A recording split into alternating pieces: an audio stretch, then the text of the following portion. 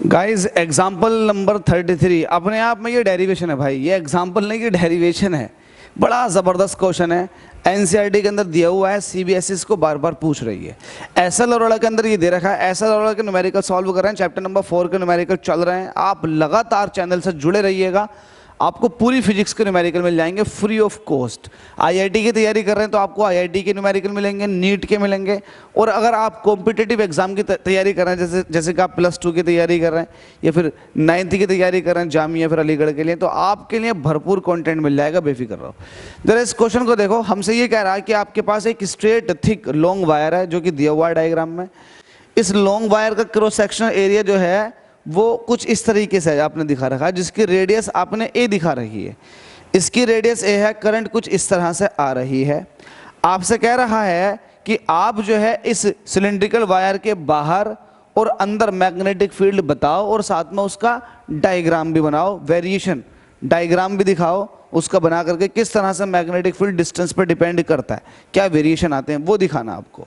तो अल्टीमेटली आपसे कुछ नहीं, आपसे ये कह रहा है कि एम्पियर सर्क्यूटल लॉ का इस्तेमाल करो, इस वायर की वजह से बाहर मैग्नेटिक फील्ड बताओ कितना है और अंदर बताओ मैग्नेटिक फील्ड कितना है और ये किस तरह से डिपेंडेंट है रेडियस पर।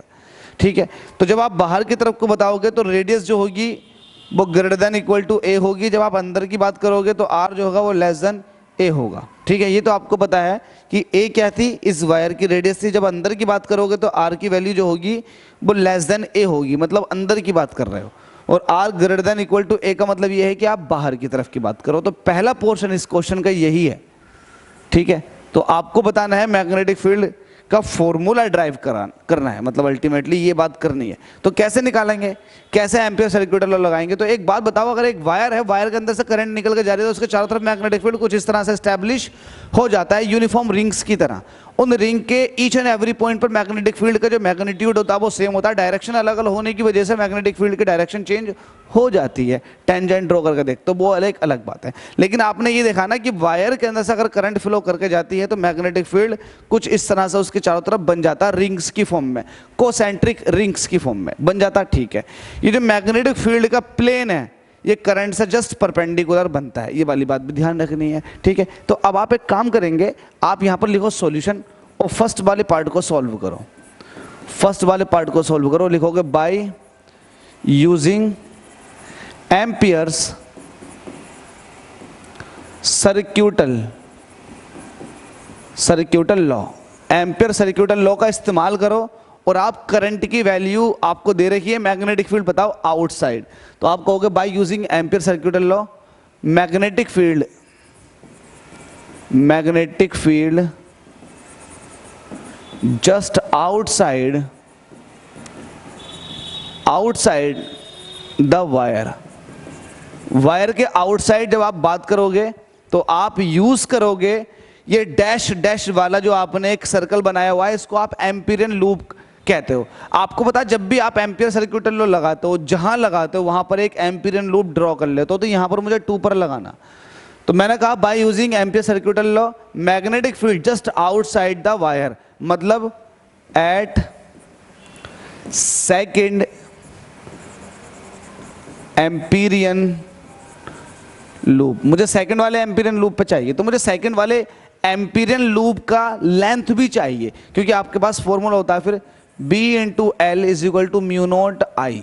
ये फॉर्मूला क्यों इस्तेमाल होता है, यही एम्पियर सर्क्यूटल लॉ है कि B dot L is equal to mu naught I. B मतलब मैग्नेटिक फील्ड जो प्रोड्यूस हो रहा है, L मतलब वो लेंथ जो एम्पीरियन लूप ने बनाई है। तो मुझे बताओ एम्पीरियन लूप ने कितनी लेंथ बनाई है।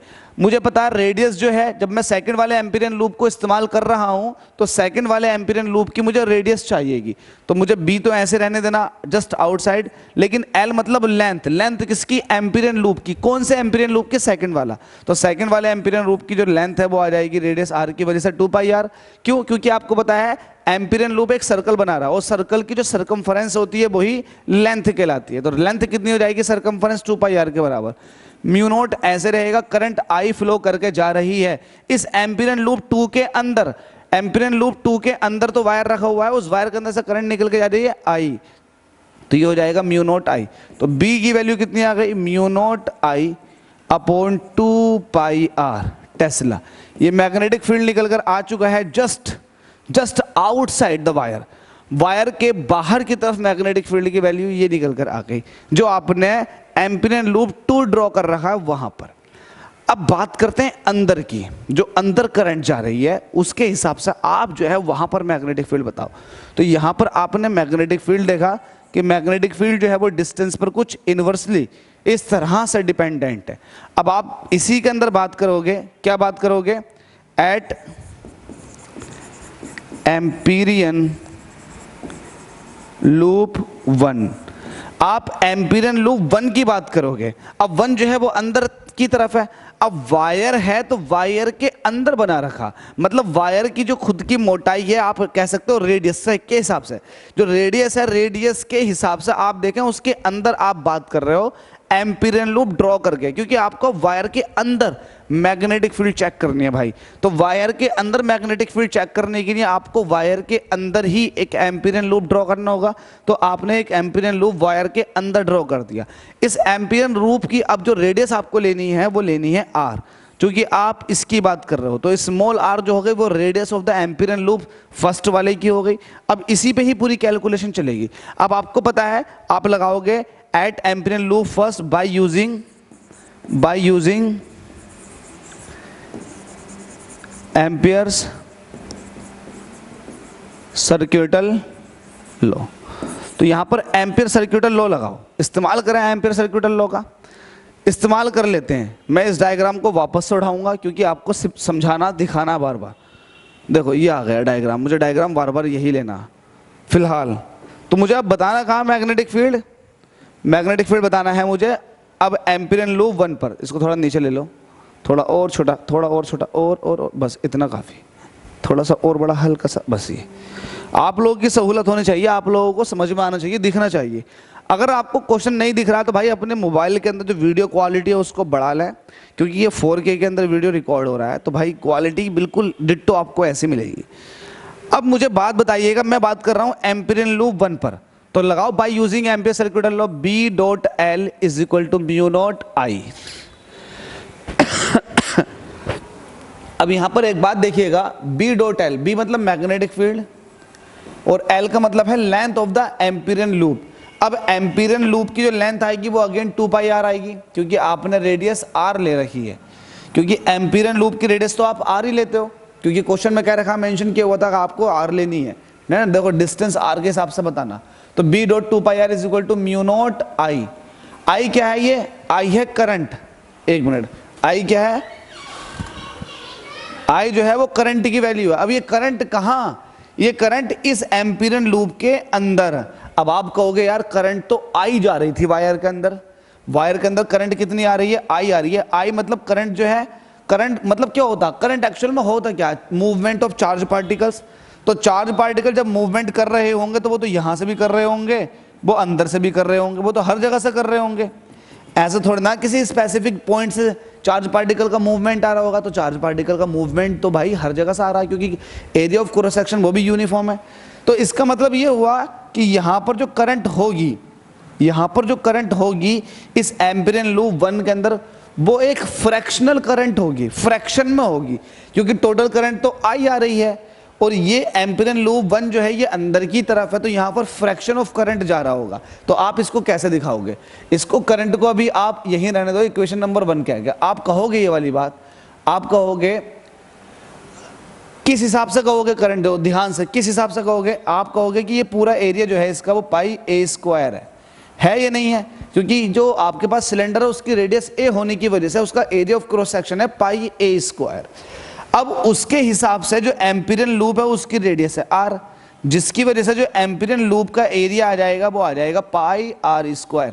अभी जो एम्पीरियन लूप का एरिया है इसमें से करंट निकल के जा रही है, क्योंकि आपको इसके अंदर की करंट लेनी है। तो आपको πr² वाली, πr² के अंदर जो करंट जा रही होगी वही चाहिए, क्योंकि आपको एम्पियर सर्क्यूटल लॉ लगाना एम्पीरियन लूप के अंदर करंट। तो आपको πr² देखना। तो आप ये कहोगे कि πa² से जो पूरा आपका सिलेंडर का है ना क्रॉस सेक्शन है उससे टोटल करंट तो I पास हो रही है। तो इसका मतलब आप यूनिट करंट निकालोगे, आप कहोगे करंट, देखो लिखने में समझ में आ जाएगा, करंट पासिंग थ्रू वायर वो कितनी जा रही है, आई एम्पीयर की। इस आई एम्पीयर करंट को ये वायर के अंदर से जा रही है, तो इसका मतलब आप ये कह सकते हो current in per unit area. Per unit area में से कितनी करंट जाएगी, वो आप कहोगे पाई अपॉन इसका एरिया, सिलेंडर का क्रॉस सेक्शन एरिया था पाई। अब बताओ ये जो करंट आ रही है पर यूनिट एरिया के हिसाब से आ गई, तो पर यूनिट एरिया में करंट जो जा रही है वो आई अपॉन पाई ए स्क्वायर जा रही है। लेकिन फिर आपको कौन सा एरिया यूज करना है जिसके अंदर करंट चाहिए, तो आपको यूज करना है पाई आर स्क्वायर वाला एरिया। तो आप कहोगे करंट थ्रू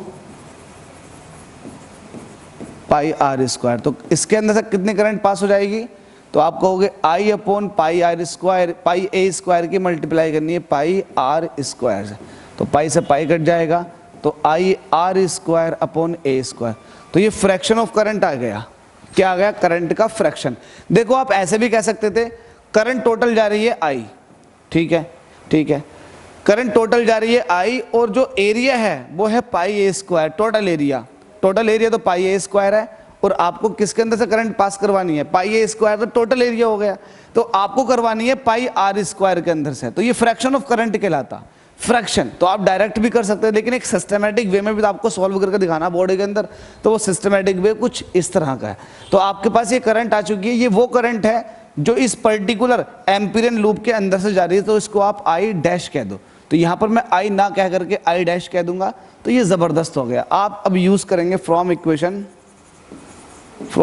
फर्स्ट, पहली वाली इक्वेशन को आप इस्तेमाल करेंगे। क्या करेंगे, b into two pi R is equal to mu naught I dash, और आई डैश की वैल्यू कितनी है, I R square upon A square. तो यहां से b इज इक्वल टू कितना आ जाएगा, mu naught I R square upon 2 pi R into A square. तो एक आर से एक आर खत्म हो जाएगा, तो ये हो जाएगा mu naught I R upon 2 pi A square. तो mu naught I R upon 2 pi A square, ये आ चुका है magnetic field inside the wire. Mu naught I upon 2 pi, mu naught I R upon 2 pi A square. अब unit क्या होती है इसकी, टकला, तो टकला इसकी यूनिट होगा Tesla. b is equal to mu naught I R upon 2 pi A square. अब इसमें आपको कोई डाउट है, बिल्कुल नहीं होना चाहिए। फ्रैक्शन ऑफ करंट देख लिया आपने कि आपके पास एम्पीरियन लूप 1 है, उसमें फ्रैक्शन ऑफ करंट जो जाएगा वो कुछ ये जाएगा, तो फिर इसके अंदर से कितना मैग्नेटिक फील्ड प्रोड्यूस कर रहा होगा, तो वो ये हो जाएगा formula, b is equal to mu naught I R upon 2 pi A square. ठीक है, 2 पाई ए स्क्वायर।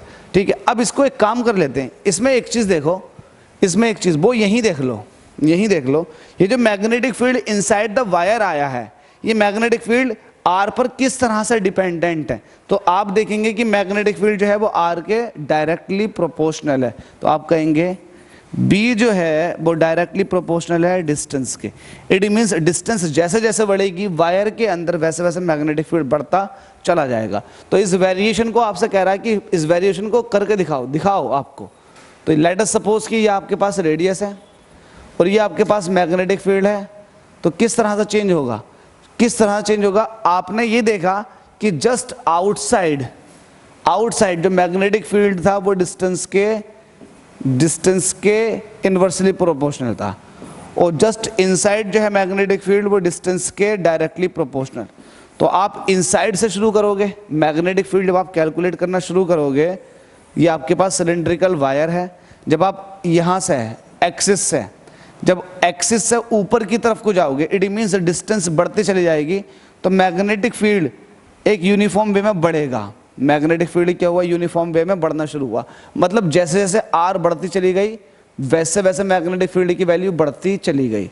तो ये आपके पास बी प्रोपोर्शनल आर है, मतलब इनसाइड अंदर की बात चल रही है, इनसाइड मतलब अंदर की बात चल रही है, inside the wire magnetic field जो है वो डिस्टेंस के सीधे सीधे प्रोपोर्शनल। लेकिन जैसे ही आप सरफेस पर पहुंचोगे, ये है क्या है उसका सरफेस, तो सरफेस पे पहुंचने के बाद अब मैग्नेटिक फील्ड जो है अपना रुख चेंज कर देती है सरफेस पे पहुंचने के बाद। आउटसाइड मैग्नेटिक फील्ड जो है वो डिस्टेंस के इन्वर्सली प्रोपोर्शनल, तो इन्वर्सली प्रोपोर्शनल आता है कुछ इस तरीके से। तो ये आपका ग्राफिकल रिप्रेजेंटेशन है, ठीक है। अंदर मैग्नेटिक फील्ड यूनिफॉर्म वे में बढ़नी शुरू हो जाएगी। आप इसको इस तरह से दिखाएंगे तो ज़्यादा बेहतर होगा, वायर के अंदर इस तरह से। हालांकि इसको एक किस तरह से दिखाया जाए वो आप समझिएगा। जैसे आप सरफेस की तरफ को बढ़ोगे तो मैग्नेटिक फील्ड बढ़ेगी, मतलब बी प्रोपोर्शनल आर में। सरफेस से जैसे ही आगे को बढ़ोगे अब मैग्नेटिक फील्ड डिस्टेंस बढ़ने के साथ साथ घटेगी, मतलब B inversely proportional to R. तो ये था variation of magnetic field with distance R. इन फॉर्मूलाज को याद रखिएगा। तो पहला पार्ट आपने सॉल्व कर लिया, फर्स्ट पार्ट आपका फिनिश हो चुका है। सेकंड वाले पार्ट की तरफ को चलते हैं। तो सेकंड वाले पार्ट के लिए क्वेश्चन को फिर से मैं पिक करूंगा, ध्यान से देखें। क्वेश्चन मैंने ये ले लिया, पहला वाला पार्ट फिनिश कंप्लीटली। सेकंड वाले पार्ट में देखो, सेकंड वाले पार्ट को मैंने बना लिया, जबरदस्त डायग्राम है, मजेदार। सेकंड वाले पार्ट में the ratio of the magnetic field at a point a/2 above the surface of the wire to that at a point a/2 below its surface। बड़ा जबरदस्त आपसे कह रहा है कि अब देखो इसको मिटा दूं, चलो मिटाओ मत, कैसे बताओगे, इसके हिसाब से तो नहीं बता सकते। मैं डायग्राम एक नया अपनी तरफ से बनाऊंगा, तो मैं इसको थोड़ा छिपा देता हूं क्योंकि ये छिपेगा नहीं। तो छिपाने के लिए मुझे इसे फिल करना पड़ेगा ब्लैक कलर से, ठीक है। जस्ट इसकी जो फ्रेम है उसका कलर मैंने ब्लैक ले लिया, छिप गया। अब देखो मुझे क्या करना है, मुझे एक शेप लेनी है। सिलेंडर देखो मिल जाएगा क्या, सिलेंडर ज्योमेट्री, मुझे सिलेंडर मिल गया सिलेंडर तो मुझे मिल गया भाई। अरे वाह, घूम जाएगा क्या सिलेंडर? यार घूम नहीं रहा, सिलेंडर घूम जाएगा क्या? रोटेट हो तो रहा है। ओहो हो, ये वाह, मैं इसको रोटेट कर रहा हूँ। ये इस तरह से ले लेते हैं, ठीक है भाई। ये सिलेंडर आ गया, थोड़ा और बड़ा कर लेते हैं। आपसे अभी सिलेंडर के अंदर पूछ क्या रहा है, आपसे कह रहा है calculate the ratio of the magnetic field at a point a/2 above the surface. देखो इसका सेंटर कहीं ना कहीं यहाँ पर होगा, इसकी जो एक्सिस होगी वो कुछ इस तरह से जा रही होगी, ठीक है। ध्यान रखना मेरी बात का, मैं क्या कहना चाह रहा हूँ। इसकी रेडियस आपको दिया हुआ है कि इसकी रेडियस जो है वो a है, ठीक है। अब आपसे कह रहा है calculate the ratio of magnetic field at a point a/2 above the surface. तो सरफेस से a/2 ऊपर, तो लेट अस सपोज कि यहाँ पर P पॉइंट है, ये a/2 डिस्टेंस पर है सरफेस से यहाँ तक, ये a/2 है। तो सरफेस के ऊपर आप एक P पॉइंट ले लो, a/2 डिस्टेंस अवे। तो हमसे कह रहा है calculate the ratio of magnetic field at a point a/2 above the surface and the wire to that a point a/2 below its surface. तो आपको a/2 ऊपर निकालना है और a/2 नीचे भी आना है आपको। तो ऊपर आपने P पॉइंट ले लिया, नीचे आपने Q पॉइंट ले लिया। तो आपसे कह रहा है कि आप एक सिलेंडर के सरफेस से a/2 ऊपर बताओ मैग्नेटिक फील्ड कितना है, और सरफेस के नीचे बताओ a/2 मैग्नेटिक फील्ड कितना है। तो बड़ी जबरदस्त बात है, ये R की वैल्यूज है। एक बार आपको R इज इक्वल टू लेना है a/2 ऊपर सरफेस से, और एक अंदर की तरफ को देखना है कि कितना होगा, ठीक है। ये रेडियस है इसकी। तो मुझे एक बात ये बताओ, जस्ट आउटसाइड मैग्नेटिक फील्ड का फॉर्मूला क्या होता है? तो आप कहोगे at point P magnetic field का फॉर्मूला क्या होगा? B is equal to μ0I/2π into radius R। अब R की वैल्यू होगी कितनी? R जो नापी जाएगी वो नापी जाएगी एक्सिस से। तो P पॉइंट की एक्सिस से डिस्टेंस कितनी होगी, मतलब ये डिस्टेंस आपको बतानी है। ये P पॉइंट है, ये वाला है ना, इसकी सेंटर से बताओ डिस्टेंस कितनी होगी, ये डिस्टेंस। क्योंकि जो R लेना है आपको, तो R तो सेंटर से चलेगी ना सिलेंडर के। अब मुझे बताओ, ये आपके पास A है इतना, और इतना आपके पास a/2 है। तो R जो हो जाएगा वो हो जाएगा a प्लस a/2, मतलब R हो जाएगा 3a/2, ठीक है। क्योंकि आपके पास R निकालना है, R P पॉइंट तक की डिस्टेंस है, इसकी एक्सिस है। तो इसमें ये रेडियस प्लस a/2, तो रेडियस जो है वो a है, a प्लस a/2 जोड़ दे तो ये आ जाएगा 3a/2। तो यहाँ लिख देंगे 3a/2। इसको सही करके देखेंगे, 2 से 2 कट जाएगा, कुछ और कट रहा है क्या? B is equal to μ0I और ये 3 पाई ए ऐसे बचा, 3 पाई ए, और ये टेस्ला, ये मैग्नेटिक फील्ड आ चुका है जस्ट आउटसाइड, इसको आपने B1 कह दिया। अब आपसे कह रहा हूं एट पॉइंट, अब P की जगह ना क्या करके अब मैं Q की बात कर रहा हूं, Q पॉइंट पर, at point Q magnetic field जो हो जाएगा वो हो जाएगा B2। फॉर्मूला क्या है मैग्नेटिक फील्ड का, अंदर की तरफ जो मैग्नेटिक फील्ड है उसका फॉर्मूला है ये, B equal to mu naught I R upon 2 pi A square. आप लोगों ने इसका भी फॉर्मूला ड्राइव किया है क्या, म्यू नॉट कहाँ गया, ये है mu naught I R upon 2 pi A square, mu naught I R upon 2 pi A square, cylindrical wire के बाहर की तरफ मैग्नेटिक फील्ड। ठीक है, चलो आगे चलते। तो आपने लगा दिया mu naught I R upon 2 pi A square, अब B2 है ये, म्यू नॉट करंट ऐसी रहेगी, R कितना है आपके पास। अब मुझे बताओ अंदर की तरफ पूछा तो R तो देखो लेट अस सपोज कि Q पॉइंट ये है, तो ये सरफेस से a/2 डिस्टेंस नीचे की तरफ है, लेकिन आपको इसके सेंटर से यहाँ तक के डिस्टेंस चाहिए, ये R का काम करेगी। तो R कितना होगा, टोटल a/a है, यहाँ से यहाँ तक a है, ऊपर का हिस्सा जो बचा a/2 बचा, तो नीचे का हिस्सा भी तो a/2 बचा, तो R की वैल्यू जो है वो a/2 आ जाएगी। तो जहाँ R है उसकी जगह रख दोगे आप a/2, और नीचे कितना चल रहा है 2 पाई ए स्क्वायर, तो एक ए से एक ए कट जाएगा, म्यू नॉट आई अपॉन 2 पाई, अब देखो 2 2 ज़ा 4, तो ये 4 पाई लिखो इस तरह से 4 पाई ए, और ये आ जाएगा टेस्ला में B2। ठीक है, यहाँ तक बात फिनिश हो गई। फिनिश नहीं हुई है, आपसे रेशो पूछ रहा है, रेशो बताओ इसका, किसका, B1 का B2 के साथ। तो आप कहोगे, यहाँ लिख देता हूँ B1 अपॉन B2, तो B1 की वैल्यू कितनी है, म्यू नॉट आई अपॉन 3 पाई ए, ये है आपके पास में B1, और B2 की वैल्यू कितनी है, म्यू नॉट आई अपॉन 4 पाई ए। ठीक है, अब इसको सॉल्व करो जरा यहाँ से ध्यान से, म्यू नॉट आई से म्यू नॉट आई कट जाएगा, पाई ए से पाई ए कट जाएगा, तो यहाँ बचेगा 1/3 और यहाँ बचेगा 1/4, सही करके लिखोगे तो आ जाएगा 4/3, मतलब B1 रेशो B2 ये हो जाएगा 4:3। ठीक है, ये तो आ चुका है रेशो जो आपसे पूछा गया था।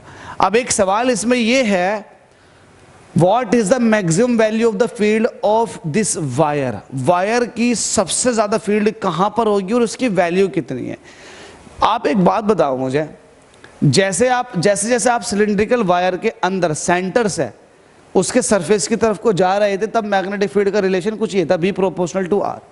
जैसे आप सरफेस से पहुंच गए तब मैक्सिमम मैग्नेटिक फील्ड मिली आपको, ये मैक्सिमम है, मैक्सिमम मैग्नेटिक फील्ड मिल गई। देन जैसे जैसे आप आगे गए हो तो मैग्नेटिक फील्ड इनवर्सली प्रोपोर्शनल होने की वजह से कुछ इस तरह से गई है।